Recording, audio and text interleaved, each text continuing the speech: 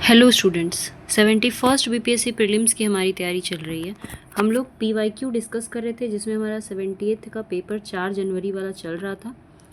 चलिए वीडियो को स्टार्ट करते हैं। 42 नंबर क्वेश्चन तक हम लोग कर लिए थे। पहले वीडियो स्टार्ट करने से पहले मैं आपको अपने बारे में बता देती हूँ। मैंने अभी तक 3 बार बीपीएससी एग्ज़ाम को क्लियर किया है और अभी मैं असिस्टेंट कमिश्नर स्टेट टैक्स के पोस्ट पर हूँ। इसके पहले मैंने बीडीओ के पोस्ट पर भी काम किया है।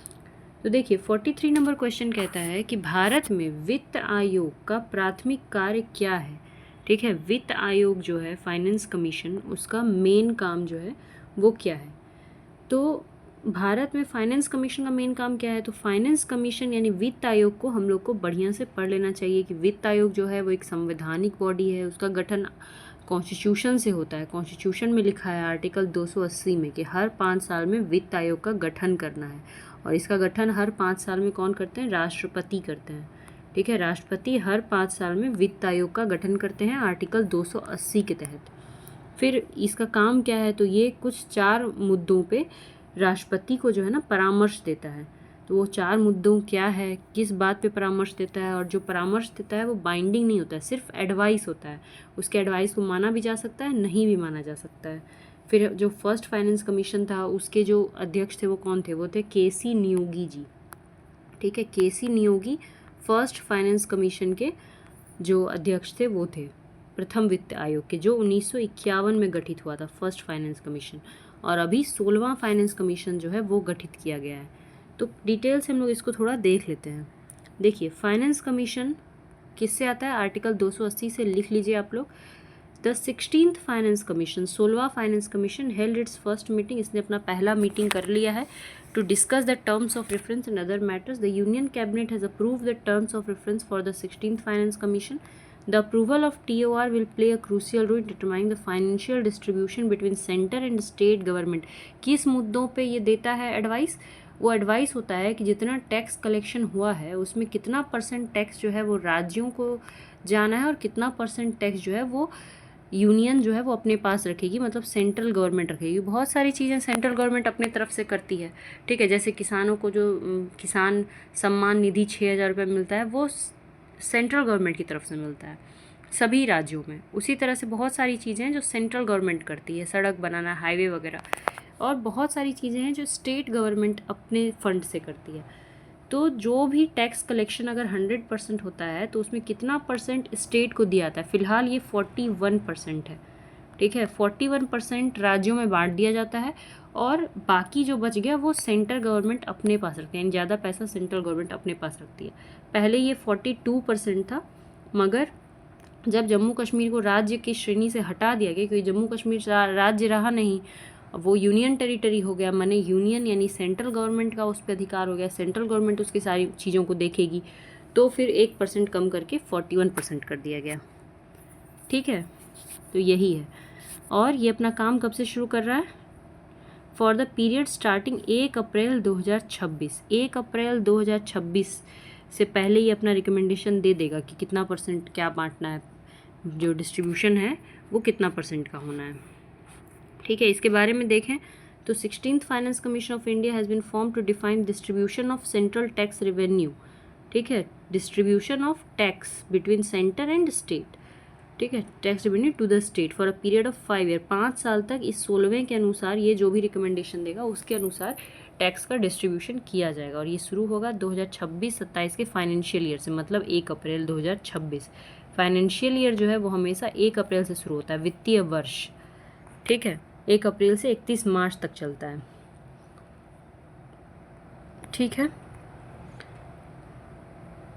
आगे देखिए और क्या है। This commission is responsible for reviewing physical policy and recommending the distribution of resource. Main काम तो यही है, डिस्ट्रीब्यूशन माने बांटना, रिसोर्स को बांटना between the centre and the state, main काम यही है। और इसका स्टार्टिंग पीरियड ये है, तो ये भी क्वेश्चन पूछा जा सकता है कि ये कब से शुरू हो रहा है, तो 1 अप्रैल 2026।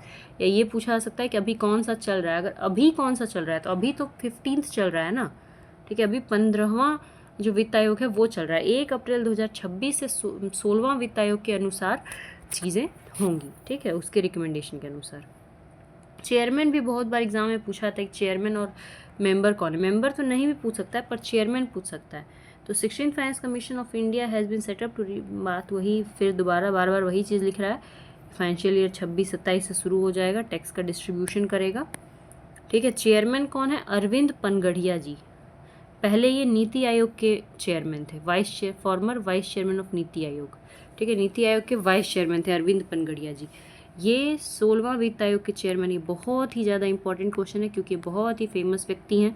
ठीक है, अरविंद पनगढ़िया जी। तो यहाँ पे ये क्वेश्चन पूछा जा सकता है इस बार कि जो वित्त आयोग है 16वां वित्त आयोग, उसके चेयरमैन कौन है? अरविंद पनगढ़िया, याद रखिएगा। ठीक है, बाकी full time member 3 full time member हैं, है ना, और 1 पार्ट टाइम मेंबर है। एक फीमेल मेंबर को रखना है, तो ये सौम्या कांति घोष, ये स्टेट बैंक ऑफ इंडिया के ग्रुप चीफ इकोनॉमिक एडवाइज़र हैं स्टेट बैंक ऑफ इंडिया की। फुल टाइम मेंबर में AN झा, ये कौन थे? ये former expenditure secretary and member of 15th finance commission. 15वां जो वित्त आयोग है उसके भी मेंबर रहे हैं AN झा। तो ये भी क्वेश्चन बन सकता है कि कौन व्यक्ति है 4 में से जो 15वां का भी मेंबर है और 16वां का भी मेंबर है। तो AN झा जी जो है ये दोनों के मेंबर हैं। ठीक है, और ये पहले एक्सपेंडिचर सेक्रेटरी थे, सचिव थे। फुल टाइम मेंबर में एक एनी जॉर्ज मैथ्यू, ये farmer special secretary department of expenditure. Full time member में एक निरंजन राज अध्यक्ष भी हैं, एग्जीक्यूटिव डायरेक्टर अर्थ ग्लोबल के। और लेडीज़ में एक है सौम्या कांति घोष, ये पार्ट टाइम मेंबर है, ये स्टेट बैंक ऑफ इंडिया की group chief economic adviser. Main आप जो है ना नाम अगर पढ़ लीजिएगा तो अगर ऑप्शन में आएगा तो आप आंसर दे सकते हैं। जैसे एक मैथ्यू हो गए, जॉर्ज मैथ्यू, एक राजाध्यक्ष हो गए, निरंजन राजाध्यक्ष, AN झा जी इंपॉर्टेंट है, और लेडी में सौम्या कांति घोष, और जो हमारे अध्यक्ष हो गए वो हो गए अरविंद पनगढ़िया। ठीक है, अब देखो फाइनेंस कमीशन के बारे में देख लो कि ये कॉन्स्टिट्यूशनल मैंडेट है, संविधान में इसके बारे में लिखा हुआ है कि आर्टिकल 280 से इसको गठन करना है। कौन गठन करेंगे? प्रेसिडेंट। इंपॉर्टेंट चीज़, ये सब इंपॉर्टेंट है जो बॉक्स बना रहे हैं। आर्टिकल 280, ठीक है, और प्रेसिडेंट इसको गठन करते हैं हर 5 साल में। ठीक है, हर 5 साल में इसको गठन करना है। कंपोजिशन क्या है? तो इसका 1 चेयरमैन होते हैं और 4 अन्य मेंबर होते हैं। जो अभी देखे ना हम लोग, 1 चेयरमैन देखे और 4 अन्य मेंबर देखे, ये 4 मेंबर है ना, AN झा, जॉर्ज मैथ्यू, निरंजन राज अध्यक्ष और सौम्या कांति घोष, 4 मेंबर और 1 आपके अध्यक्ष अरविंद पनगढ़िया। कुल मिला के 5 लोग होते हैं। 5 साल में गठित होता है, 5 आदमी होता है इसमें। ठीक है, 4 अदर मेंबर्स और all appointed by the president. सभी का अपॉइंटमेंट कौन करते हैं? प्रेसिडेंट। टेन्योर कितना होता है? तो 5 साल का ही टेन्योर होता है। The members of finance commission are appointed for the duration specified in presidential order. मैंने प्रेसिडेंट जो ऑर्डर जारी करते हैं उसमें लिखा होता है कि कितने दिन तक ये लोग काम करेंगे। ठीक है, और इनको रीअपॉइंट किया जा सकता है, मतलब जो व्यक्ति उनको दोबारा चुना सकता है। जैसे AN Jha ji, AN Jha पहले 15वीं फाइनेंस कमीशन के भी मेंबर थे और 16वीं के भी मेंबर हैं, माने रीअपॉइंट हुए हैं, वो दोबारा चुना गया उनको, तो रीअपॉइंटमेंट हो सकता है। ठीक है, क्वालिफिकेशन क्या चाहिए? कौन व्यक्ति वित्त आयोग का मेंबर या चेयरमैन बन सकता है? तो parliament has been authorised by the constitution. मतलब कौन डिटरमाइन करेगा कि ये व्यक्तियों का क्वालिफिकेशन क्या होना चाहिए? तो पार्लियामेंट डिटरमाइन करेगा कि व्यक्ति लोग जो भी चुने जाएंगे उनके क्या क्वालिफिकेशंस होने चाहिए। ठीक है, ये पार्लियामेंट यानी संसद डिटरमाइन कर सकता है, और संसद ने कुछ स्पेसिफिकेशन दिया है। वो क्या स्पेसिफिकेशन है कि ये लोग कौन होने चाहिए? तो संसद का कहना यानी पार्लियामेंट ने जो बनाया है कानून, उसमें है कि चेयरमैन जो है वो एक must have experience in public affairs. Public affair की चीज़ों में, लोकहित के मामलों में उसको एक्सपीरियंस होना चाहिए। और बाकी 4 मेंबर, तो एक हाई कोर्ट का जज होना चाहिए। ठीक है, अ हाई कोर्ट जज और 1 क्वालिफाइड टू बिकम 1। या तो जज होना चाहिए और या तो इतना क्वालिफिकेशन होना चाहिए कि वो जज हो सके। ठीक है, तो जज बनने का क्वालिफिकेशन क्या है? हाई कोर्ट का जज बनने का क्वालिफिकेशन है कि आप उतना 10 साल तक आप काम किए हों एडवोकेट के तौर पे, तो आप बन सकते हैं। तो वो क्वालिफिकेशन होना चाहिए, यानी हाई कोर्ट का जज या फिर उसके जैसा। An individual having special knowledge, finance और अकाउंट्स में स्पेशल नॉलेज होना चाहिए। ठीक है, a person who possesses experience in financial matters and administration, प्रशासन और वित्तीय मामलों में एक्सपीरियंस होना चाहिए। और एक व्यक्ति जिसको स्पेशल नॉलेज होना चाहिए इकोनॉमिक्स का। तो सब तो वैसे ही लोग थे, सारे लोग सेक्रेटरी वगैरह थे। हटा कैसे सकते हैं? तो finance commission removed by the local government with the approval of president. ठीक है, इसको जो लोकल गवर्नमेंट है वो रिमूव कर सकती है, जो स्टेट गवर्नमेंट है, प्रेसिडेंट के अप्रूवल के बाद। तो removal of finance commission, removal का ये तरीका है, देखो if they are found to be unsound mind, अगर जैसे इनमें पाया गया कि कोई व्यक्ति जो है वो उनका दिमाग थोड़ा सा ख़राब है, अनसाउंड माइंड के हैं, तो if they are involve in a vile act, यानी कि किसी ख़राब काम में इन्वॉल्व है, या फिर कन्फ्लिक्ट ऑफ इंटरेस्ट है। कन्फ्लिक्ट ऑफ इंटरेस्ट मतलब होता है जैसे मान लीजिए कि आपके चाचा जिस स्कूल में मतलब प्रिंसिपल है, उसी स्कूल में आपका बोर्ड एग्ज़ाम पड़ गया है, तो फिर आपके चाचा जी का तो कॉन्फ्लिक्ट ऑफ इंटरेस्ट है, वो हो सकता है कि आपका हेल्प कर दें एग्ज़ाम में या पेपर में, तो उनको क्या करना चाहिए, उस पद से या तो मतलब हट जाना चाहिए एग्ज़ाम टाइम तक, या तो फिर चिट्ठी दे देना चाहिए कि ये लड़का मेरा सगा संबंधी है, तो फिर इस लड़के को दूसरा जगह पे सेंटर दे दिया जाएगा। तो ये होता है कॉन्फ्लिक्ट ऑफ इंटरेस्ट। ये जनरली जब आप काम करेंगे ऑफिसेज़ में तो आपको ये आएगा कि आपका पर्सनल इंटरेस्ट और पब्लिक इंटरेस्ट दोनों आपस में भिड़ जाएगा, कि पर्सनल इंटरेस्ट देखें कि पब्लिक का इंटरेस्ट देखें। तो ये होता है कॉन्फ्लिक्ट ऑफ इंटरेस्ट। ठीक है, उसके बाद इसके पावर्स क्या है। फाइनेंस कमीशन जो गठित किया जाता है 5 लोगों का, उसका क्या पावर क्या दिया गया है इसको, तो based on the code of civil procedure 1908 the finance commission has all the power of a civil court. इसको एक कोर्ट के जैसा पावर है, क्योंकि फाइनेंस कमीशन एक क्वासी जुडिशियल बॉडी है। क्वासी जुडिशियल, अर्ध न्यायिक। क्वासी माने आधा, जुडिशियल माने न्यायिक। पूरा न्यायिक बॉडी नहीं है, पूरा न्यायिक बॉडी है सुप्रीम कोर्ट, हाई कोर्ट पूर्ण न्यायिक बॉडी होता है, वैसा नहीं है, ये क्वासी जुडिशियल बॉडी, अर्ध न्यायिक।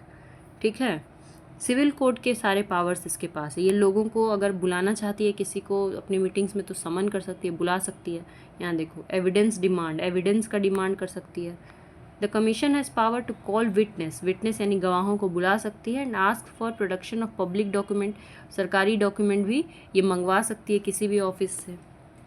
ठीक है, इसको एक सिविल कोर्ट का पावर है। ये पूछ सकता है एग्जाम, मान लो लिख देगा कि स्टेटमेंट में कि इसको क्रिमिनल कोर्ट का पावर है, तो आपको वहाँ पे स्टेटमेंट गलत करना होगा। 2 तरह के कोर्ट होते हैं, एक होता है क्रिमिनल कोर्ट और एक होता है सिविल कोर्ट।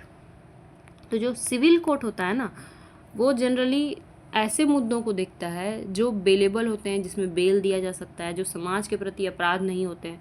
क्रिमिनल कोर्ट ऐसे मुद्दों को देखता है जो समाज के प्रति अपराध होता है, जिसमें बेल नहीं दिया सकता, जिसमें समझौता नहीं किया सकता है। ठीक है, जैसे रेप है, तो रेप वाला कोई केस है, उसमें समझौता थोड़ी हो सकता है, तो वो होता है क्रिमिनल कोर्ट में चला जाता है। मर्डर है, वहाँ पे समझौता नहीं हो सकता है, सॉरी बोल देने से तो समझौता नहीं हो जाएगा। तो सिविल कोर्ट में नॉर्मल मुद्दे होते हैं। ठीक है, ठीक है। फंक्शंस ऑफ फाइनेंस कमीशन, क्या फंक्शन है, तो it is task with making recommendations to the president. ये बहुत इंपॉर्टेंट काम है। ये प्रेसिडेंट को क्या करता है, रिकमेंडेशन देता है। ठीक है, रिकमेंडेशन देता है।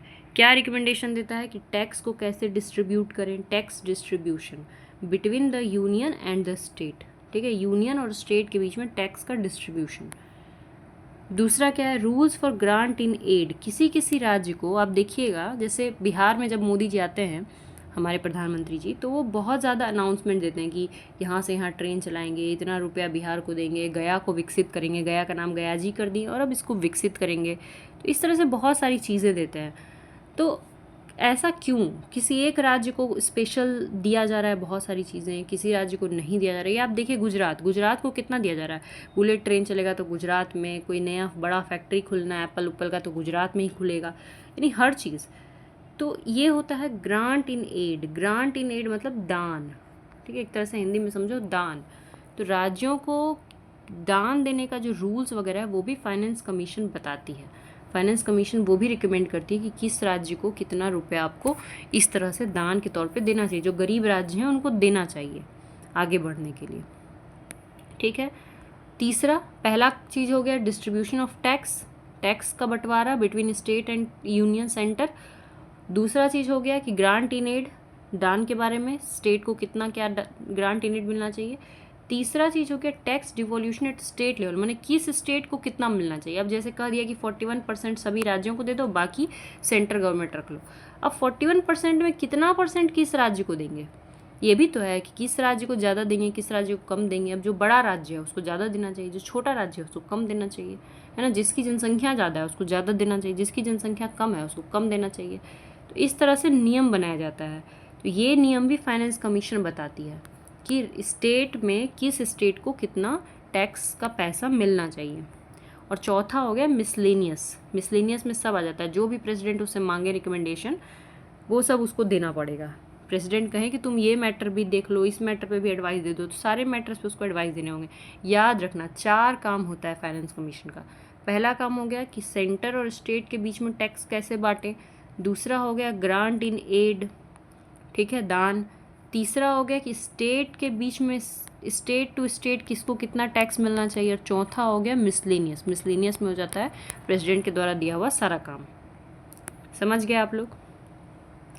इसके बाद है फिर वो अपना रिपोर्ट सबमिट करता है।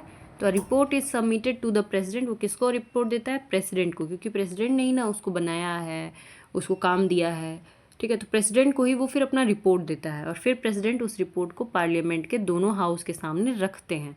प्रेसिडेंट रखते हैं रिपोर्ट को, ठीक है। The report is followed by an explanatory memorandum on the actions taken on its recommendation. Report में ये भी रहता है कि वो जो भी सलाह दिया है उस पर क्या एक्शन सरकार ली है, ठीक है। वो सलाह दिया उसके अनुसार सरकार काम कर रही है या नहीं कर रही है,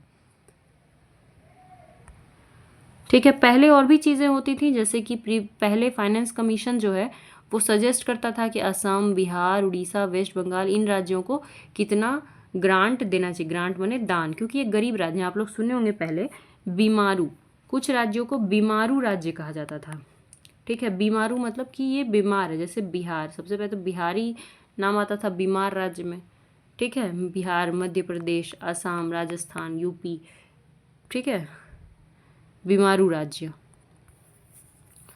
तो इन राज्यों को स्पेशल ग्रांट देने के लिए वो कहता था। और साथ में इन राज्यों में जूट का प्रोडक्शन के लिए, जूट प्रोडक्ट्स के लिए भी स्पेशल इन लोगों को दान दिया जाता था, जूट प्रोडक्शन को एक्सपोर्ट करने के लिए। मगर ये 10 साल तक ही था, अब ये काम ख़त्म हो चुका है, ठीक है। इसके बाद फाइनेंस कमीशन जो है वो केवल एडवाइजरी नेचर का। अगर कभी एग्जाम में आपको स्टेटमेंट मिले कि फाइनेंस कमीशन के रिकमेंडेशंस जो है प्रेसिडेंट के ऊपर बाइंडिंग होते हैं, तो वो ऑप्शन गलत हो जाएगा। फाइनेंस कमीशन का रिकमेंडेशन बाइंडिंग नहीं होता, ये केवल एडवाइजरी होता है, ओनली एडवाइजरी इन नेचर, ठीक है। Not binding on the government, binding नहीं है, बाध्य नहीं है कि इसको इस जो कह दिया कि 41% दो तो नहीं देना है। पर नियमतः यही चला आ रहा है कि ठीक है, वो जो कह देता है वही करते हैं, ठीक है। डिस्क्रिशन ऑफ द गवर्नमेंट, और अगला कि सरकार का अपना डिस्क्रिशन। डिस्क्रिशन मतलब होता है अपना विवेक, है ना। सरकार अपने हिसाब से उसके रिकमेंडेशन को अपना हिसाब से वो कर लेती है, मोल्ड कर लेती है। कोई जरूरी नहीं है कि वो जो कह रहा है कि इस राज्य को इतना पैसा दो, उस राज्य को, वो नहीं, वो मानना कोई बाध्य नहीं है। सरकार अपने विवेक के अनुसार कार्य करती है, ठीक है। अब देखो, अभी जो 15th फाइनेंस कमीशन चल रहा है उसका क्या रिकमेंडेशन था? तो share of state in central tax कितना? 41%। बताए थे ना 15th फाइनेंस कमीशन जो 21 से 26 तक चला था, अब ये 26 से शुरू हो करके आगे चलेगा 16th वाला। तो 15th फाइनेंस कमीशन एक रिकमेंडेशन था कि 41% देना चाहिए, जो पहले 42% था। ये क्यों 41% हुआ? क्योंकि जम्मू कश्मीर को ख़त्म किया गया, यूटी बनाया गया, स्टेट तो रहा नहीं कि अलग से पैसा देंगे, तो इसीलिए 1% कम करके 41%, ठीक है। उसके बाद डिस्ट्रीब्यूशन बिटवीन स्टेट, राज्यों के बीच में आपस में, जो 15th फाइनेंस कमीशन था उसने सजेस्ट किया था कि ऐसा राज्य, मतलब सभी चीज़ें देखो, पॉपुलेशन देखो कि जिसका जनसंख्या ज़्यादा है कम है, एरिया देखो कि बड़ा राज्य कि छोटा राज्य है, फॉरेस्ट और इकोलॉजी भी देखो कि किसने जंगल उगाया है, अगर इन्वायरमेंट के लिए अच्छा काम किया है तो उसको 10% और ज़्यादा पैसा दो, ठीक है। उसके बाद डेमोग्राफिक परफॉर्मेंस। डेमोग्राफिक परफॉर्मेंस मतलब होता है कि ऐसा राज्य जिसने जो पॉपुलेशन है उसको कंट्रोल करने में काम किया है। जैसे साउथ के राज्यों ने पॉपुलेशन कम करने में बहुत काम किया है, नॉर्थ के राज्य यूपी, बिहार, इन लोगों ने बिल्कुल भी काम नहीं किया, पॉपुलेशन यहाँ बढ़ता गया है।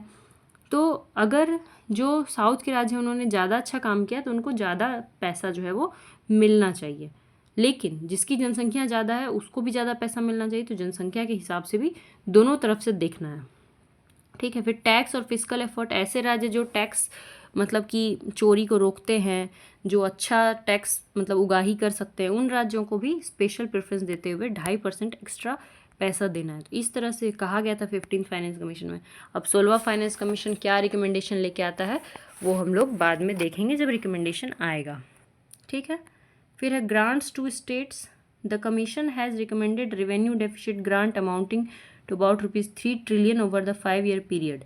मतलब कि राज्यों को कितना दान देना चाहिए, तो कहा था 3 ट्रिलियन तक दान जो है वो राज्यों को दो, और किस आधार पे? तो राज्य जो परफॉर्मेंस अच्छा करें, जिसका पंचायत और म्यूनसिपैलिटी जो है उसको दान दो, वो जो अच्छा काम करे। ठीक है, तो यही सब था। उसके बाद परफॉर्मेंस बेस्ड इंसेंटिव, जो परफॉर्मेंस अच्छा हो, तो चार सेक्टर में ये देखा गया था। The first is the social sector, health education के लिए पैसा दो, रूरल इकोनॉमी एग्रीकल्चर और रोड के लिए पैसा दो, दान। ठीक है, टैक्स से अलग है ये पैसा। थर्ड था गवर्नेंस और एडमिनिस्ट्रेटिव रिफॉर्म्स के लिए पैसा देना चाहिए, जो ब्लॉक है, डिस्ट्रिक्ट हेडक्वार्टर है, उसको पैसा देना चाहिए। और चौथा था पावर सेक्टर, बिजली उजली के लिए पैसा देना चाहिए, ताकि पूरा मतलब विद्युतीकरण अच्छे से हो सके। ठीक है, इसके बाद एक और इम्पॉर्टेंट चीज़ है, वो है स्टेट फाइनेंस कमीशन। अभी तक हम लोग जो पढ़ रहे थे वो था सिर्फ फाइनेंस कमीशन, और वो प्रेसिडेंट गठित कर रहे थे, मतलब वो था यूनियन फाइनेंस कमीशन आप कह सकते हैं, सेंट्रल फाइनेंस कमीशन भी कह सकते हैं। लेकिन जब हमारे यहाँ पंचायती राज इंस्टीट्यूशन आया, कब आया? 73वां संशोधन 1992, पढ़ा चुके हैं पंचायती राज। तो 73वां संशोधन 1992 जब आया था, तो उसमें कहा गया कि राज्यों का अपना भी फाइनेंस कमीशन होगा, वित्त आयोग होगा। उसी को कहते हैं राज्य वित्त आयोग। सब राज्य अपना अपना वित्त आयोग का गठन करेगा, और ये भी होगा आर्टिकल 280 के तहत। Appointment, the governor of the respective state, जो गवर्नर है वो अपॉइंट करेंगे यहाँ पे, क्योंकि ये स्टेट का है ना। तो स्टेट में कौन हेड होता है? गवर्नर होते हैं, राज्यपाल, तो वो अपॉइंट करेंगे। और अपॉइंटमेंट होगा आर्टिकल 243 के तहत। ठीक है, अपॉइंटमेंट क्या होगा? आर्टिकल 243 के तहत। और हर 5 साल में, वही सेम चीज़ है, हर 5 साल में अपॉइंटमेंट होगा। काम क्या होगा इसका? काम होगा, जो भी फाइनेंस कमीशन का काम सेंटर में होता है, तो वही स्टेट लेवल पे सारे काम ये करेगा। फिर जो पंचायती राज और म्यूनसिपैलिटीज़ है, मुखिया प्रमुख, ये सब जो होता है पंचायती राज, और नगर निगम, नगर परिषद, तो इन लोगों को जो पैसा फंड भेजा जाता है वो देखेगा। ठीक है, तो ये हो गया स्टेट फाइनेंस कमीशन के बारे में। अब हम लोग अपने नेक्स्ट क्वेश्चन की तरफ चलते हैं। क्वेश्चन वो काफ़ी डिटेल में डिस्कस कर लिए। नेक्स्ट क्वेश्चन है 44 नंबर, कौन सा देशांतर कनाडा तथा अलास्का को अलग करता है? ठीक है, कौन सा देशांतर, लॉन्गिट्यूड, कौन सा लॉन्गिट्यूड कनाडा और अलास्का के बीच में 161 डिग्री पश्चिम माने वेस्ट, 161, 131, 151, 141। ठीक है, तो यहाँ पे देखिए, ये देखो या फिर ये देखो, ये मैप है, यहाँ पे है कनाडा ग्रीन कलर का, और यहाँ पे है अलास्का। तो कनाडा और अलास्का का बॉर्डर देखेंगे आप, तो एकदम सीधा बॉर्डर है, एकदम स्ट्रेट बॉर्डर जो है वो यहाँ पे देखने को मिल रहा है, एकदम स्ट्रेट बॉर्डर है ना। तो इसी को, यही बॉर्डर का पूछ रहा है कि कितना डिग्री है, तो ये 141 डिग्री वेस्ट में है ये बॉर्डर। कनाडा और अलास्का के बीच का जो बॉर्डर है वो है 141 डिग्री वेस्ट। ठीक है, और अलास्का जो है वो कोई मतलब देश नहीं है। ये जो अलास्का है ना, ये यूएसए का पार्ट है, दोनों येलो येलो कलर में दिख रहा है ना। तो यूएसए, अमेरिका का पार्ट है अलास्का। ठीक है, अमेरिका जो है ना वो अलास्का को खरीदा था। कब खरीदा था? रशिया से खरीदा था, यूएसएसआर से। ठीक है, इस ज़मीन के टुकड़े को यूएसए ने खरीदा था, अलास्का को। वैसे वहाँ पूरा ठंडी रहता है, पूरा बर्फ़ जमा हुआ रहता है। ठीक है, अब देखो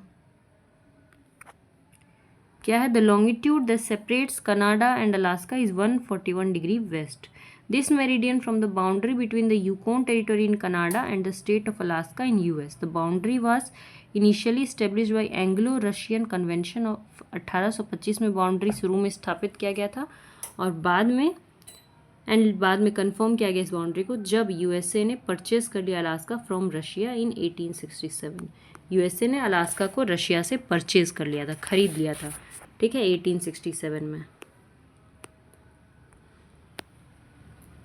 अब ये देखो अलास्का का हिस्ट्री क्या है? हिस्ट्री वही है, हिस्ट्री तो कुछ वैसा खास है नहीं। जो अलास्का है उसको रशिया से परचेज किया गया था 1867 में, यही हिस्ट्री है। शुरू में तो वहाँ पे मिलिट्री रखता था यूएसए, बाद में यूएसए जो है वो उसको अपना राज्य का दर्जा दिया 1959 में आके। कि देखो यूएसए में टोटल कितने राज्य हैं? हमारे यहाँ 28 है ना, कभी 29 हो जाता है। तेलंगाना बना था 29 हो गया, फिर जम्मू कश्मीर हटा तो फिर 28 हो गया, मगर यूएसए में 50 स्टेट्स हैं। ठीक है, 50 राज्य अलास्का को मिला करके, और 50 ही राज्य है शुरू से, जब से यूएसए बना है ना तब से बढ़ बढ़ के, मतलब उसका संविधान में लिखा है। अब ये ना तो चेंज हो सकता है, कोई नया टेरिटरी उसमें ऐड हो जाए तभी चेंज होगा, बाकी जो राज्य हैं वो टूटेंगे नहीं। जैसे हमारे आंध्र प्रदेश को तोड़ के तेलंगाना बना दो, बिहार को तोड़ के झारखंड निकाल दो, ऐसा यूएसए में ये प्रावधान नहीं है कि राज्यों को इस तरह से तोड़ ताड़ दो, है ना। तो उसके पास 50 है तो 50 ही है। हमारे यहाँ ये सब घट बढ़ सकता है, ठीक है।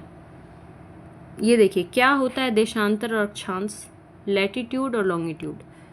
अगर आप ग्लोब देखेंगे तो ग्लोब में यानी अर्थ में बीचों बीच एक लाइन होता है जिसको 0 डिग्री इक्वेटर कहा जाता है, ठीक है। भूमध्य रेखा, भूमध्य, भूमि के मध्य रेखा है भूमध्य रेखा, 0 डिग्री इक्वेटर। फिर इसके ऊपर शुरू होता है 1 2 3, ऐसे करते करते यहाँ पे होता है 90 डिग्री नॉर्थ, ठीक है। और उसी तरह से नीचे भी शुरू होता है 1 2 3 करके, तो यहाँ होता है 90 डिग्री साउथ, समझ गए। और ये जो लाइन है ना इसको बोलते हैं हम लोग लैटिट्यूड, हिंदी में कहते हैं अक्षांश रेखा, अक्षांश रेखा, और इंग्लिश में कहते हैं लैटिट्यूड। और जो इम्पोर्टेंट कुछ लैटिट्यूड है, एक तो 0 डिग्री है वो इक्वेटर भूमध्य रेखा है, एक 23.5 डिग्री नॉर्थ पे है जिसका नाम है कर्क रेखा जो भारत से भी होकर गुजरती है, और एक 23.5 डिग्री साउथ में जिसका नाम है मकर रेखा, समझ गए। तो 3 मेन अक्षांश रेखाएं हैं, 0 डिग्री, 23.5 डिग्री नॉर्थ और 23.5 डिग्री साउथ। नॉर्थ में है कर्क रेखा, साउथ में है मकर रेखा। भारत से कौन गुजर रहा है? कर्क रेखा, समझ गए, ठीक है। तो ये हो गया लैटिट्यूड। इसके बाद अर्थ पे ही, अच्छा ये बताइए कि लैटिट्यूड का टोटल संख्या कितना हो? एक हो गया 0 डिग्री, फिर यहाँ से 1 2 3 4 4 9 जो भी है ऐसे करते करते 90 तक जाएगा। 90 तो पॉइंट की तरह है ना, पर 90 तक जाना है, फिर नीचे भी 90 तक जाना है। तो टोटल कितनी रेखाएं हो गई? अगर 1 to 90 गिनेंगे तो 90 यहाँ हो गया, फिर यहाँ 1 to 90 गिनेंगे तो 90 यहाँ हो गया, और एक ये वाला लाइन हो गया 0 डिग्री वाला। तो टोटल 181 लैटिट्यूडनल लाइंस होते हैं। अक्षांश रेखाएं कितनी होती हैं? टोटल 181। क्वेश्चन पूछ सकता है, लिख लीजिए, ठीक है। टोटल 181 अक्षांश रेखाएं हो गई। और देखो यही अर्थ पर एक और लाइन है जो अलास्का के पास से गुजरता है, ठीक है, यहाँ से गुजरता है। ये वाले मैप में यहाँ से एक लाइन गुजरता है, ठीक है। इसको बोलते हैं इंटरनेशनल डेट लाइन।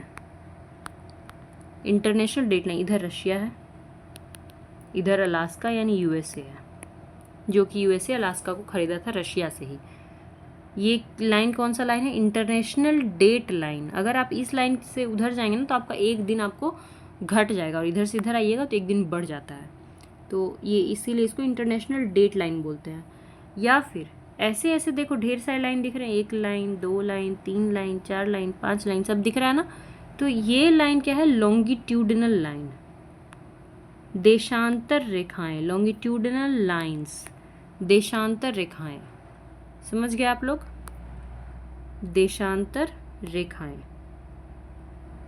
ठीक है। यहाँ देखो ये जो देशांतर रेखा सब होता है ये ऐसे होता है, ऊपर नॉर्थ नीचे साउथ, ठीक है। इसका जो 0 डिग्री के इधर का पार्ट होता है उसको बोलते हैं ईस्ट, और इधर बोलते हैं वेस्ट। तो इंडिया जो है वो ईस्ट की तरफ आता है, ठीक है। इंडिया कहाँ आता है? ईस्ट की तरफ, ठीक है। और इसका 0 कहाँ से शुरू होता है? इसका 0 शुरू होता है, यानी क्वेश्चन पूछ सकता है कि इंटरनेशनल डेट लाइन या ग्रीनविच मीन लाइन भी बोलते हैं इसको, ग्रीनविच मीन लाइन। ये लाइन गुजरती है ब्रिटेन से, यूके से, ठीक है। यूके से ये लाइन गुजरता है। 0 डिग्री इसका गुजरता है ब्रिटेन से, यूके से। उसके इधर इंडिया आएगा तो इंडिया ईस्ट में आता है, फिर इधर हो गया वेस्ट, ठीक है। ये टोटल लाइन कितना हुआ? एक लाइन हो गया 0 डिग्री, फिर 1 से लेके 180 तक। 180 कहाँ आएगा? वहीं अलास्का के पास।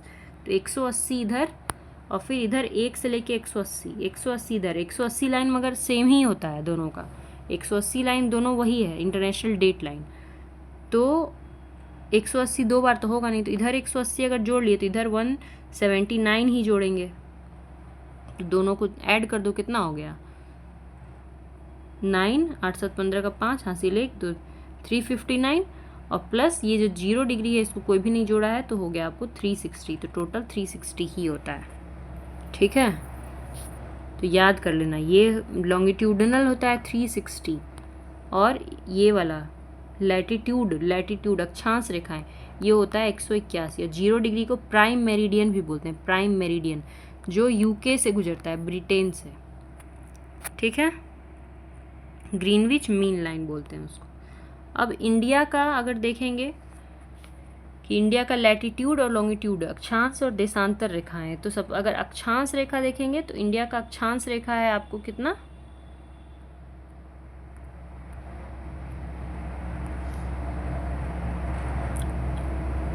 इंडिया का जो अक्षांश रेखा है वो है आपको यहाँ से 8.4 डिग्री नॉर्थ से लेके 37.6 डिग्री नॉर्थ तक। ठीक है, 8.4 डिग्री नॉर्थ से लेके 37.46 डिग्री नॉर्थ, ये इंडिया का अक्षांश रेखा है, लैटिट्यूडिनल एक्सटेंट, लैटिट्यूड। और लॉन्गिट्यूडनल एक्सटेंट होता है 68.7 से लेकर के 97.25 तक, ये लॉन्गिट्यूडनल एक्सटेंट है, 68.7 से 97.25। जैसे इंडिया का अगर पूछा जाए कि साउदर्न पार्ट, नॉर्दर्न पार्ट, तो जो सबसे साउथ का है वो है 8.4 डिग्री नॉर्थ। वैसे उससे भी साउथ है इंडिया, शुरू होता है इंदिरा पॉइंट से, 6.4 डिग्री नॉर्थ, ये होता है इंदिरा पॉइंट, जो निकोबार में इंदिरा पॉइंट, इंडिया का साउथ ईस्ट बिंदु पूछ सकता है ना, भारत का सबसे दक्षिणतम बिंदु इंदिरा पॉइंट है, 6.4 डिग्री नॉर्थ। पर मेन लैंड इंडिया जो है, ये तो टापू हो गया ना, मेन लैंड इंडिया का जो साउथ पॉइंट है वो 8.4 डिग्री नॉर्थ है, कन्याकुमारी। ठीक है, तो ये याद कर लेना, ये हो गया इंडिया का लैटिट्यूडनल और लॉन्गिट्यूडनल एक्सटेंट। उसी तरह तुमको बिहार का भी लैटिट्यूडनल और लॉन्गिट्यूडनल एक्सटेंट याद करना होगा, वो आप लोग मैप में देख करके याद कर लीजिएगा।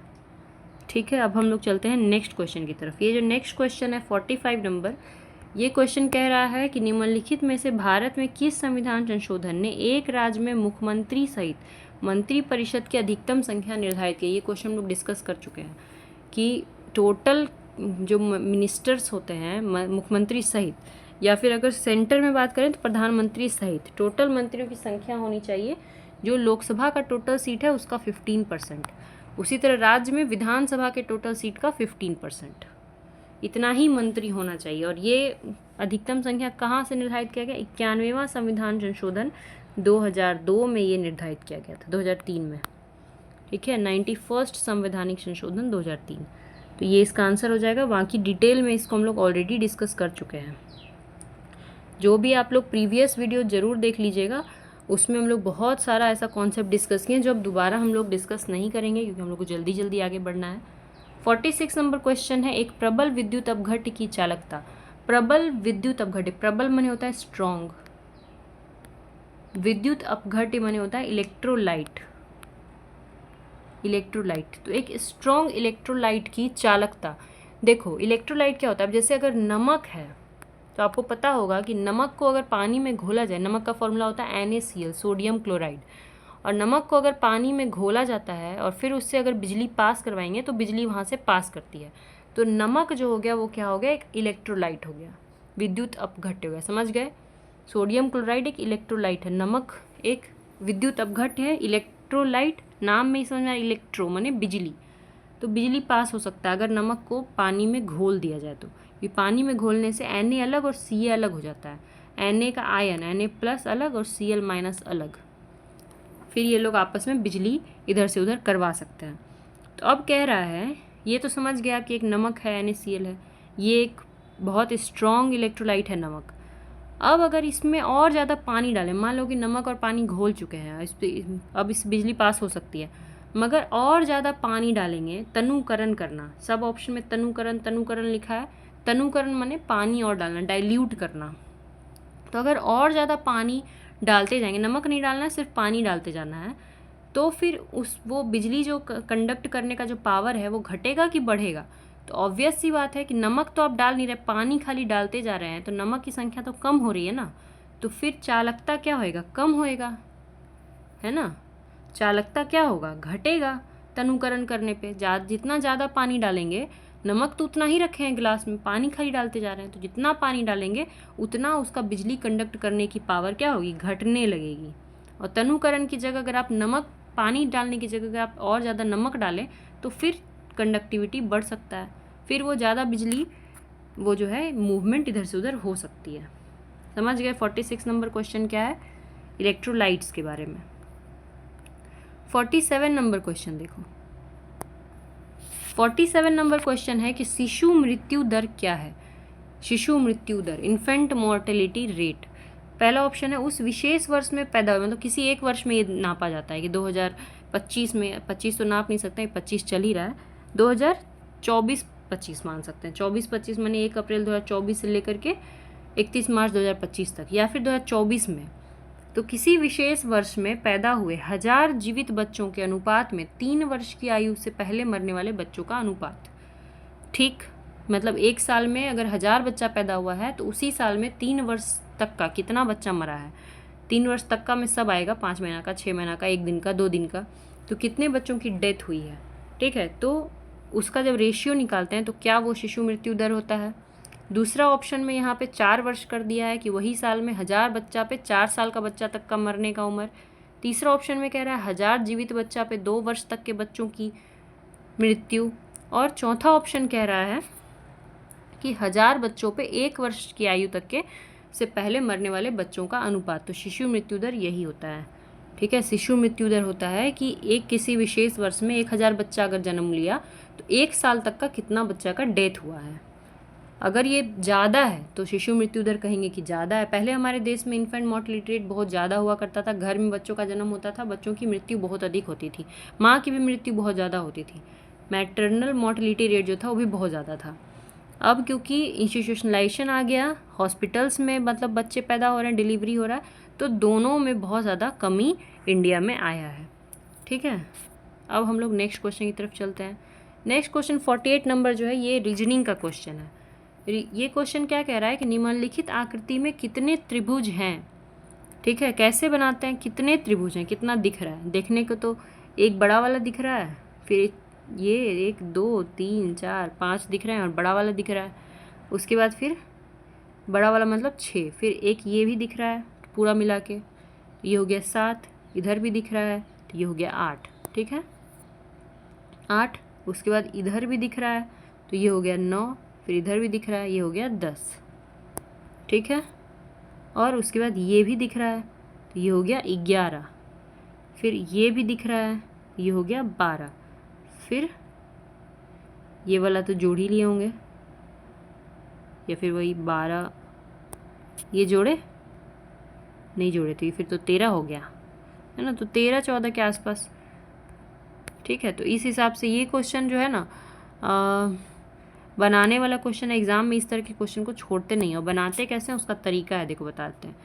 पहले क्या करो, कॉपी में अपने से एक त्रिभुज बनाना है तो एक, अब यहाँ पे क्या करना है, इसको लाइन खींच दिए तो 2 3, ठीक, 2 3 हो गया। फिर क्या किए, यहाँ से एक लाइन खींच दिए तो 4 5 हो गया, 4 5।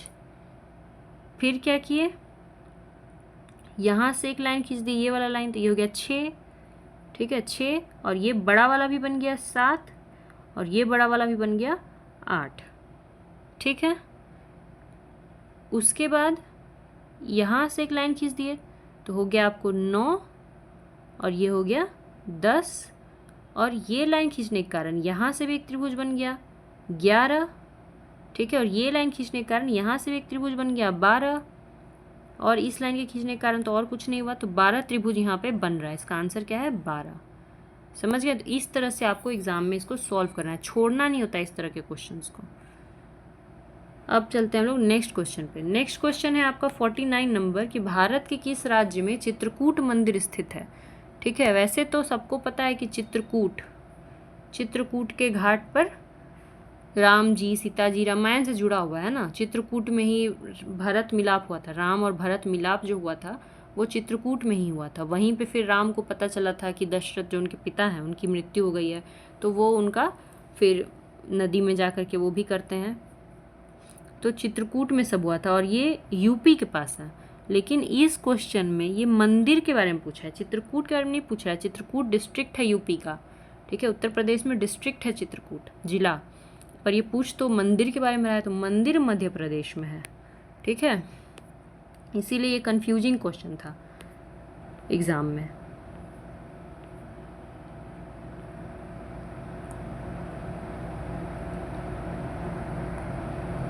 ठीक है, ये देखो, Chitrakoot temple is located in Madhya Pradesh India, specifically it is situated in Satna district of Madhya Pradesh, Madhya Pradesh के सतना जिला में है। And it is also part of Chitrakoot district in UP, UP के चित्रकूट जिले का भी पार्ट है। The region is significant pilgrimage site and holds religious, मतलब बहुत ही इंपॉर्टेंट साइट है ये चित्रकूट जो है, ये एक बहुत ही इंपॉर्टेंट साइट है। क्यों फेमस है चित्रकूट? तो एक तो हो गया कि तीर्थयात्रियों के लिए बड़ा फेमस है क्योंकि रामायण से जुड़ा हुआ है ना। राम सीता और लक्ष्मण जी जो हैं उन्होंने अपना जो 14 वर्ष का वनवास था उसमें कुछ टाइम यहाँ पे गुजारा था, ठीक है। और नेचुरल ब्यूटी भी वहाँ का काफ़ी खूबसूरत है, नदी बहती है, मंदिर है, तो नेचुरली भी बहुत खूबसूरत है। चित्रकूट किस नदी के किनारे पूछ सकता है, तो मंदाकिनी रिवर के किनारे है, ठीक है, मंदाकिनी नदी के किनारे है चित्रकूट। और भी वहाँ पे बहुत सारे टेम्पल हैं, तो एक फेमस टूरिस्ट स्पॉट भी हो सकता है। तो बहुत सारी चीज़ें हैं, रामायण से कनेक्शन है, उसके बाद भारत मिलाप यहीं पर हुआ था, spiritual hub. It is believe that Lord Brahma Vishnu and Shiva took incarnation in Chitrakoot, Chitrakoot में ये तीनों जो है अवतार लिए थे, ये ऐसा माना जाता है। उसके बाद यहाँ पे पहाड़ भी है, कमदगिरी माउंटेन, ठीक है। This mountain is considered the abode of Lord Ram Sita and Lakshman during their exile and is a significant pilgrimage, मतलब वही तीर्थयात्रा है या स्थल है ये कदमगिरी mountain.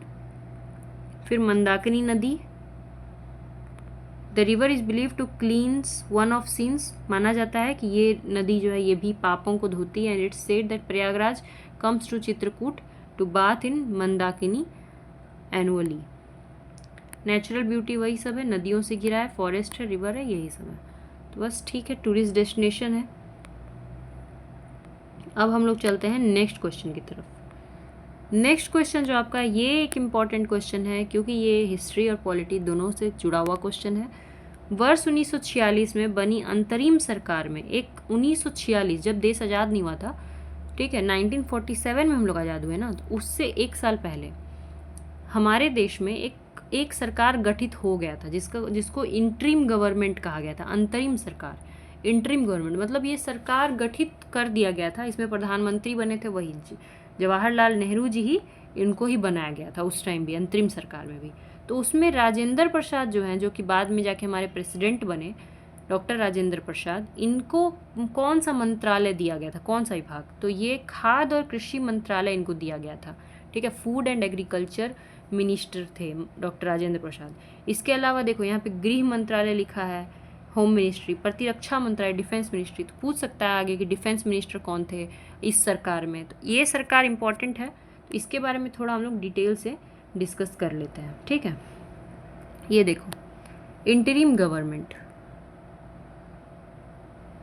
Fearing mass action by the Congress, एक Congress dominated interim government headed by Nehru, इस इंटरिम गवर्नमेंट के हेड कौन थे, Nehru, was sworn in on 2 सितंबर 1946। कब इसका गठन हुआ, 2 सितंबर 1946, सितंबर 2 सितंबर 1946 को इसका गठन किया गया था नेहरू की अध्यक्षता में। किसने करवाया था, अंग्रेजों ने करवाया था कि चलो भाई तुम लोग बहुत ड्रामा कर रहे हो, जाओ अपना सरकार बना लो, ठीक है। With Nehru continuing to insist on his party's opposition to the compulsory grouping. Despite the title, the interim government was little more than a continuation of old executive of the viceroy. Webber quietly brought the Muslim League into the interim government on 26 October 1946. The league was allowed to join. Muslim league को भी allowed था कि वो भी join कर सकते हैं इसको, ठीक है। इसमें 14 मिनिस्टर्स थे जनरली, तो हमें मिनिस्टर्स से काम है। 14 मिनिस्टर्स ऑफ इंटरिम गवर्नमेंट। कब तक ये चला था देख लो, 2 सितंबर 1946 से 15 अगस्त 1947, जब हमने झंडा फहराया, देश आज़ाद हो गया, उसके बाद ये सरकार गिर गई। मतलब इसका काम ख़त्म हो गया। तो ये अंतरिम सरकार का गठन हो गया था कब? 2 सितंबर 1946 को। नेहरू वाइस प्रेसिडेंट थे इसके, प्रेसिडेंट कोई भी नहीं था क्योंकि अंग्रेज़ों का टाइम चल रहा था ना। तो नेहरू को vice president of executive council, external affair मंत्री। एक्सटर्नल अफेयर क्या होता है? फॉरेन, विदेश मंत्रालय। और Commonwealth relations, Commonwealth countries, Commonwealth games का नाम सुने होंगे आप लोग। तो कॉमनवेल्थ गेम में वही कंट्री हिस्सा लेता है जो पहले ब्रिटेन का गुलाम सब था। यूके का, ब्रिटेन का जो गुलाम देश है, उन लोगों ने आपस में मिलकर के एक ग्रुप बनाया था, वही कॉमनवेल्थ ग्रुप है। ठीक है। तो कॉमनवेल्थ रिलेशंस के मंत्री, एक्सटर्नल अफेयर और वाइस प्रेसिडेंट। फिर वल्लभ भाई पटेल होम, गृह मंत्रालय किसका था? सरदार पटेल। और इंफॉर्मेशन एंड ब्रॉडकास्टिंग, ये होता है ना टीवी रेडियो वगैरह, तो इंफॉर्मेशन और ब्रॉडकास्टिंग, सूचना और प्रसारण मंत्री। बलदेव सिंह डिफेंस मंत्री। ठीक है, डिफेंस, बल, डिफेंस के लिए चाहिए होता है बल, तो बलदेव सिंह जी जो थे वो थे डिफेंस मंत्री, रक्षा मंत्री। डॉक्टर जॉन मथाई, ये थे इंडस्ट्रीज एंड सप्लाईज। ठीक है, उद्योग, उद्योग मंत्री, इंडस्ट्री मतलब हुआ है उद्योग, तो उद्योग मंत्री कौन थे? Doctor John Mathai. ठीक है, लिख लीजिएगा ये आप लोग, या फिर आपको टेलीग्राम पे ये सब दे देंगे। ठीक है। सी राजगोपालाचारी एजुकेशन मंत्री, शिक्षा मंत्री हो गए सी राजगोपालाचारी। सी एच भाभा, होमी जहांगीर भाभा, है ना, ये उस समय थे वर्क्स, माइंस और पावर मंत्री। ठीक है, पावर हो गया विद्युत, बिजली, और mines, work, mines and power मंत्री थे होमी जहांगीर भाभा। और सी राजगोपालाचारी बहुत इंपॉर्टेंट है, ये थे शिक्षा मंत्री, एजुकेशन। डॉक्टर राजेंद्र प्रसाद, जो पूछा गया है क्वेश्चन में, एग्रीकल्चर एंड फूड, है ना, खाद्य और कृषि मंत्री। बाबू जगजीवन राम, लेबर मिनिस्टर, श्रम मंत्री, है ना, लेबर मिनिस्टर, श्रम मंत्री बाबू जगजीवन राम। आसफ अली, रेलवे मंत्री। ठीक है, आसफ अली रेलवे मंत्री। लियाकत अली खान, ये मुस्लिम लीग से थे, मुस्लिम लीग को भी जोड़ने का मिल गया था, बाकी सब कांग्रेस से था, और मुस्लिम लीग से लियाकत अली खान, फिनांस, वित्त मंत्री। ठीक है, बहुत इंपॉर्टेंट पोस्ट है। लियाकत अली खान थे वित्त मंत्री। इब्राहिम इस्माइल चुंद्रीगर, ये भी मुस्लिम लीग से थे, ये थे कॉमर्स मंत्री, कॉमर्स व्यापार होता है। ठीक है, तो व्यापार जो है वो देखते थे इब्राहिम इस्माइल चुंद्रीगर। फिर अब्दुल रब निस्तार, ये कम्युनिकेशन, अब्दुल रब निस्तार। फिर गजनफ़र अली खान, ये थे हेल्थ, स्वास्थ्य मंत्री, गजनफ़र अली खान। और जोगिंदर नाथ मंडल, ये भी मुस्लिम लीग के हैं, देख लो, ये बाकी 5 लोग थे मुस्लिम लीग के, जिसमें से 4 जो है वो मुस्लिम लोग थे और 1 मुस्लिम नहीं थे। ठीक है, मगर ये मुस्लिम लीग पार्टी से ही जुड़े हुए थे, जोगिंदर नाथ मंडल, और ये थे लॉ मिनिस्टर। बाद में आज़ादी के बाद जब गठन होता है सरकार का, तो उसमें तो फिर लॉ मिनिस्टर चेंज हो जाते हैं, लॉ मिनिस्टर बन जाते हैं बी आर अम्बेडकर जी। पर अंतरिम सरकार में लॉ मिनिस्टर कौन थे? जोगिंदर नाथ मंडल। देखो, अंतरिम सरकार में बी आर अम्बेडकर का नाम कहीं पे भी नहीं है, या जो हमारे गांधी जी हैं वो तो कभी भी ये सब चीज़ में फिर पार्टिसिपेट किए ही नहीं। ठीक है, तो 14 मंत्री हैं, आपको याद रखना है, ये याद कर लेना कि कौन क्या क्या चीज़ देखते थे। अब हम लोग अपने नेक्स्ट क्वेश्चन की तरफ चलते हैं। नेक्स्ट क्वेश्चन जो है आपका 51 नंबर, ये भी इम्पॉर्टेंट क्वेश्चन है। इसमें निम्न में से कौन सा देश G7 का सदस्य नहीं है? G7 ग्रुपिंग के बारे में हम लोग पढ़ लेते हैं। ग्रुप ऑफ 7 कंट्रीज, G7 का मतलब है ग्रुप ऑफ 7 कंट्रीज। कौन है इन 7 कंट्रीज में और कौन नहीं है, यही तो पूछा है, तो थोड़ा हम लोग देख लेते हैं। देखो, G7 में 7 देश होंगे, नाम ही है G7, और 7 देश, ये देखो, ये वो देश सब है ना जो बहुत पैसा वाला देश है। ठीक है, जिनके पास बहुत पैसा है। तो जब ये गठित हुआ उस समय अभी चाइना के पास बहुत पैसा है, पर उस टाइम चाइना के पास पैसा नहीं था। जब G7 बना था, चाइना गरीब था, इंडिया जैसा, मतलब बहुत गरीब था, बहुत गरीब नहीं कह सकते, ठीक ठाक था, मिडिल इनकम कंट्री था। ठीक है, तो G7 के पार्ट कौन कौन है? USA, यहाँ से नॉर्थ अमेरिका से 2 देश है, USA और कनाडा। ठीक है, साउथ अमेरिका से कोई नहीं है, अफ्रीका से कोई नहीं है। उसके बाद एशिया से मात्र 1 देश है, जापान। ठीक है, एशिया से मात्र 1 देश है, जापान। और यूरोप के 4 देश हैं, तो 2 देश हो गया नॉर्थ अमेरिका से, 1 देश हो गया एशिया का, तो 2 1 3 देश हो गया, और 4 देश हो गया यूरोप का। 4 देश कौन कौन है? तो UK, ब्रिटेन, फ्रांस, जर्मनी और इटली। ठीक है, 4 देश कौन कौन है? ब्रिटेन, फ्रांस, जर्मनी और इटली, 4 देश। तो हो गए टोटल 7 देश। America, Canada, Japan, Britain, France, Germany और इटली, 7 देश हो गए टोटल। ठीक है, तो अब ऑप्शन में अगर जाएंगे तो वहाँ पे आपका आंसर जो है वो रूस है, क्योंकि क्वेश्चन में पूछा है कि रूस, मतलब 4 ऑप्शन में एक दिया है रूस, तो रूस जो है वो 7 देश ग्रुप ऑफ 7 कंट्री में नहीं है। एक टाइम पे रूस इसमें जुड़ा था, तब ये G8 हो गया था। जब रूस इसका पार्ट था ना तो G8 हो गया था, फिर रूस को ये लोग निकाल के बाहर फेंक दिया, तो अभी G7 है। ठीक है, थोड़ा सा इसके बारे में डिटेल से डिस्कस कर लेते हैं, कब बना, क्या बना। ठीक है, तो देखो, एक करंट अफेयर भी है कि इंडिया के जो प्राइम मिनिस्टर है, मतलब नरेंद्र मोदी जी जो हैं, वो अभी पिछले महीने 51st G7 का समिट हुआ था, 51वां समिट हुआ था कानन्स किस कनाडा में जून में। ठीक है, 21 जून को, तो इनको बुलाया गया था वहाँ पे। देखो, इंडिया तो पार्टिसिपेंट है नहीं, इंडिया तो not a part of G7 grouping, but फिर भी मोदी जी को इनवाइट किया गया। पिछले 6 सालों से हर साल इनवाइट किया जाता रहा है, तो इतना इंडिया का अभी रुतबा हो गया है। ठीक है, तो G7 समिट कहाँ हुआ था इस साल? कनाडा में हुआ था, याद कर लीजिए, कनाडा के कनास्किस जगह पे हुआ था। ठीक है, तो वहाँ पे ये इनवाइटेड थे। और यूरोपियन कमीशन के प्रेसिडेंट को पहली बार इनवाइट किया गया था वहाँ पे। यूरोपियन कमीशन, यूरोप में बहुत सारे देश हैं और सब मिल करके जो एक ग्रुप बनाया है अपना यूरोप का देश लोग, तो उसके प्रेसिडेंट को पहली बार बुलाया गया था। की आउटकम क्या क्या रहा, मतलब इस मीटिंग का क्या क्या रहा? तो करेंट अफेयर में अगर बात करें तो मीटिंग अच्छा गुजरा। ठीक है, मीटिंग में वाइल्ड लाइफ चार्टर अडॉप्ट किया गया कि जो वाइल्ड लाइफ मतलब वन्य जीव हैं उनको कैसे बचाया जाए। ठीक है, यही सब बात हुई, ज़मीन को डिग्रेड होने से कैसे बचाया जाए, क्रिटिकल मिनरल्स का प्रोडक्शन करना है। तो ये तो बातें चलती रहती हैं, तो बातें हुई वहाँ पे। हमारा काम है G7 के बारे में जानना। ठीक है, तो देखो, द G7 ग्रुप ऑफ 7, ठीक है, ये एक इनफॉर्मल फोरम है वर्ल्ड के मोस्ट एडवांस्ड इकोनॉमी का। उस समय जो मोस्ट एडवांस्ड इकोनॉमीज थे वो इसका पार्ट थे। France, Germany, Italy, UK, Japan, US और Canada. The European Union participate as a non enumerated member. पूरा यूरोपियन यूनियन भी इसका पार्टिसिपेंट है, with leaders from IMF, International Monetary Fund, World Bank, UN। इनको भी मीटिंग में हमेशा बुलाया जाता रहता है, UN के लीडर, वर्ल्ड बैंक के लीडर, IMF के लीडर। ठीक है, ऑरिजिन कब हुआ? तो क्वेश्चन पूछ सकता है कि इसका गठन कब हुआ था। तो 1975 में G7 बना था G6 के तौर पे, यानी उस समय 6 ही देशों का ग्रुप था। ठीक है, बाद में इसमें कनाडा ऐड हुआ है, कनाडा पहले नहीं था। कब बना था? 1975 में। क्यों बना था? क्योंकि उस समय 1973 में दुनिया में ऑयल क्राइसिस आ गया था। ऑयल क्राइसिस मतलब होता है ना कि पेट्रोल नहीं मिल रहा था। क्यों नहीं मिल रहा था? जो कच्चा तेल है, क्योंकि जो वो कहाँ पे मिलता है petrol?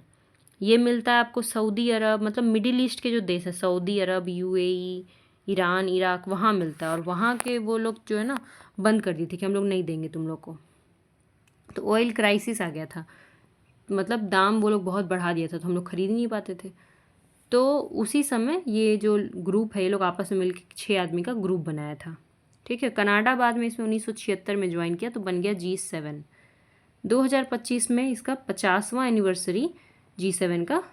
The year 2025 mark the 5th anniversary of G7। ठीक है, इट बिकेम G8। बताएं अभी आपको, बीच में G8 हो गया था 1997 में with the inclusion of Russia जब इससे जुड़ा था। फिर 2014 में रशिया को ये लोग आउट कर दिया और फिर से G7 हो गया। क्यों आउट किया? क्योंकि 2014 में रशिया यूक्रेन पे हमला कर दिया था। अभी रशिया यूक्रेन युद्ध चल रहा है ना, तो यूक्रेन का एक एरिया है, एक जगह था क्रीमिया, उसको हड़प लिया था रशिया। तो इस कारण से रशिया को अलग कर दिया गया कि तुम जो है ना बदमाश देश है। तो ये लोग मिल करके रशिया को अपने ग्रुप से निकाल दिए थे, क्योंकि रशिया यूक्रेन का एक इलाका था क्रीमिया, उसको कब्जा कर लिया था 2014 में।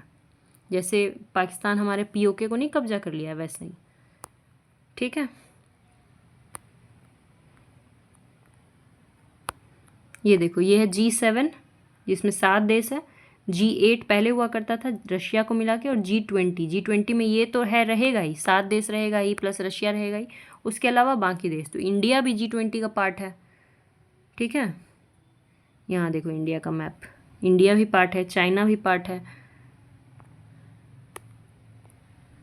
नेचर कैसा है G7 का, तो G7 का कोई एक इनफॉर्मल ग्रुप है, मतलब कोई इसका परमानेंट सेक्रेटेरिएट तो है नहीं, हर साल अलग अलग देशों में होता है मीटिंग इसका। जैसे 2025 में कनाडा मीटिंग हुआ, तो उसी तरह हर साल अलग अलग देश में इसका मीटिंग होता है। कोई परमानेंट जगह बिल्डिंग लोग नहीं बना के रखा है।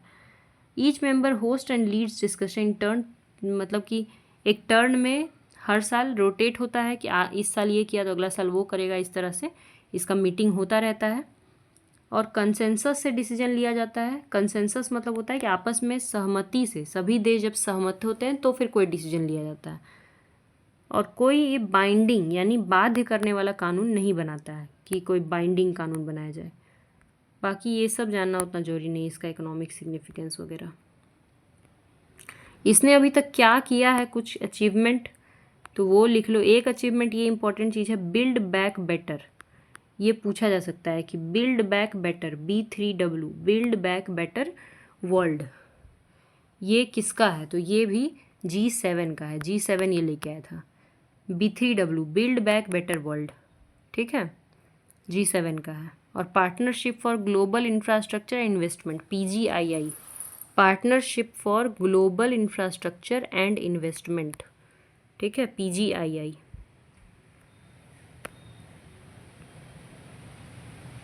ठीक है, अब हम लोग चलते हैं अपने नेक्स्ट क्वेश्चन की तरफ। समझ गए आप लोग G7 के बारे में। नेक्स्ट क्वेश्चन है 52 नंबर। ये क्वेश्चन कह रहा है कि दो तरलों, तरल माने होता है लिक्विड, तो दो तरल A और B को मिलाने पर आदर्श तरल, आदर्श तरल मतलब होता है परफेक्ट लिक्विड, ठीक है। तो दो ऐसा लिक्विड को मिला करके परफेक्ट लिक्विड प्राप्त करने के लिए, जो परफेक्ट लिक्विड प्राप्त होगा, जो मिश्रण प्राप्त होगा, उसकी एंट्रोपी शून्य होनी चाहिए। एंट्रोपी मतलब एनर्जी होता है। मुक्त ऊर्जा शून्य होनी चाहिए, तापीय धारिता शून्य होनी चाहिए, इनमें से कोई नहीं। पहले ये क्या होता है, आदर्श तरल क्या होता है, परफेक्ट लिक्विड क्या होता है, तो देखो मतलब ना ऐसा मिश्रण, दो चीज़ को जब तुम मिलाते हो तो इस तरह से मिल जाए, इस तरह से मिल जाए कि फिर उसको अलग ही ना किया जा सके, तो वो होता है आदर्श तरल। अब जैसे मान लेते हैं कि पानी है, पानी में आप नमक घोल दिए, फिर उसको आप अलग कर सकते हैं आराम से, ठीक है। अगर थोड़ा देर छोड़ियो देंगे ना 1 घंटा तक, तो नमक खुद बैठ जाएगा नीचे, तो फिर वो परफेक्ट लिक्विड तो हुआ नहीं, है ना। या तो मैं किसी ना किसी तरीक़ा से उसको अलग किया जा सकता है, पर जो परफेक्ट लिक्विड होता है उसको अलग नहीं कर सकते हैं। तो यही है आदर्श तरल। और आदर्श तरल का मिश्रण का एंट्रोपी शून्य नहीं होता है, ठीक है। आदर्श तरल का जो एनर्जी होता है वो शून्य नहीं होता है, उसको जितना गर्म करते हैं वो और एनर्जेटिक होता है। गर्म करते हैं तो लिक्विड में बॉयल उबाल आता है, वो और एनर्जेटिक हो जाता है। जो आदर्श तरल होता है उसकी तापीय धारिता शून्य होती है, ठीक है, शून्य होनी चाहिए। तो इसका आंसर क्या है, C। आदर्श तरल की तापीय धारिता जो है वो शून्य होती है, यानी इसका जो वॉल्यूम होता है वो शून्य होता है, बहुत ज़्यादा मतलब उसको दबाया प्रेस नहीं किया जा सकता है, ठीक है। नेक्स्ट क्वेश्चन देखो 53 नंबर। ये इंपॉर्टेंट क्वेश्चन है। ये क्वेश्चन है कि दुनिया की सर्वाधिक प्राचीन सभ्यता कौन सी है। सबसे पुरानी सभ्यता सिंधु घाटी, चाइनीज, इजिप्ट की सभ्यता को कहते हैं नील नदी की सभ्यता, मेसोपोटामिया, इराक। तो जब हम लोग सिंधु घाटी पढ़ते हैं तो हम लोग वहाँ पढ़ते हैं कि सिंधु घाटी जो हमारी सभ्यता थी वो किससे व्यापार करती थी, वो मेसोपोटामिया की सभ्यता के साथ व्यापार करती थी। मेसोपोटामिया की सभ्यता का नाम बार बार आता है सिंधु घाटी सभ्यता के साथ, ठीक है। तो यानी और सिंधु घाटी, मेसोपोटामिया की सभ्यता और ज़्यादा विकसित था सिंधु घाटी के मुकाबले, यानी ये सबसे पुराना था मेसोपोटामिया वाला, ठीक है। इसको सुमेरियन सभ्यता भी कहते थे। देखिए यहाँ पर पहले ये मैप देख लो, इसमें कौन कौन सभ्यता था। मुख्य रूप से 4 सभ्यता है, आपको बस यही 4 इंपॉर्टेंट याद रखना है। सबसे पुराना तो यही है टिग्रिस, यही मतलब मेसोपोटामिया की सभ्यता टिग्रिस नदी है, टिग्रिस नदी के पास 3500 BC में शुरू हुआ था, 3500 BC। और हमारा सिंधु घाटी शुरू हुआ था 2500 BC। ये है सिंधु घाटी वाला, ये शुरू हुआ था 2500 BC। तो पुराना कौन हुआ, मेसोपोटामिया। और ये हो गया नील नदी, इजिप्ट की सभ्यता, नील नदी, ये भी 2500 के आसपास ही शुरू हुआ था। और हुआंगहो, चाइना की सभ्यता को हुआंगहो सभ्यता भी कहते हैं, क्योंकि वहाँ पे नदी जो है वो नदी है हुआंगहो नदी। सिंधु घाटी सिंधु नदी, इजिप्ट में है नील नदी की सभ्यता। और ये मेसोपोटामिया, टिग्रिस और यूफ्रेटस, दो नदी है यहाँ पे, टिग्रिस और यूफ्रेटस। क्वेश्चन में पूछ सकता है कि मेसोपोटामिया की सभ्यता किस नदी के किनारे विकसित हुई, तो टिग्रिस और यूफ्रेटस नदी। इजिप्ट की सभ्यता किस नदी के किनारे विकसित हुई, नील नदी के किनारे। हड़प्पा सभ्यता किस नदी के किनारे विकसित हुई, सिंधु नदी के किनारे, ठीक है, इंडस रिवर। और चाइना की सभ्यता किस नदी के किनारे विकसित हुई, हुआंगहो नदी के किनारे। हुआंगहो को पीली नदी भी बोलते हैं, येलो रिवर। तो इस तरह से दुनिया में उस टाइम पे 4 मेन सभ्यताएं थी। थोड़ा सा टाइम पीरियड अलग अलग है, ठीक है। जो ओल्डेस्ट है, जो सबसे पुराना है, वो है मेसोपोटामिया की सभ्यता, जिसको सुमेरियन सिविलाइजेशन भी कहते थे। सुमेरियाई सभ्यता और सिंधु घाटी सभ्यता का उसके साथ बढ़िया व्यापार भी होता था। ये 3500 BC में शुरू हुआ था, ठीक है। और ये नदी कौन सा था, टिग्रिस और यूफ्रेटस। अभी के समय में ये जगह है इराक, ठीक है। अभी के समय में ये कहाँ है, इराक में। थोड़ा सा देख लो टाइम फ्रेम इसका मेसोपोटामिया का, 3500 BC से 1900 BC। Location Mesopotamia between Tigris और यूफ्रेटस रिवर। की innovation, Sumerians are credited with developing the first system of writing, लिखने की कला, क्यूनीफॉर्म। ये पूछा जा सकता है कि फर्स्ट सिस्टम ऑफ राइटिंग किसने विकसित किया था, तो क्यूनीफॉर्म। व्हील, चक्का, है ना, उन्होंने ही शुरू किया था। एंड द प्लॉफ, प्लॉफ माने हल। अर्बन डेवलपमेंट, शहर, वहाँ भी शहर था। They build the first known city state, the Uruk and ऊर। उन्होंने भी 2 शहर विकसित किया था जिसका नाम था उरुक और ऊर, तो पूछ सकता है, ठीक है। सोशल स्ट्रक्चर, सुमेरियन सोसाइटी, उसमें प्रीस्ट लोग भी थे, पुजारी भी थे, मर्चेंट व्यापारी भी थे, आर्टिसन कलाकार भी थे और फार्मर्स भी थे, सब थे वहाँ पे।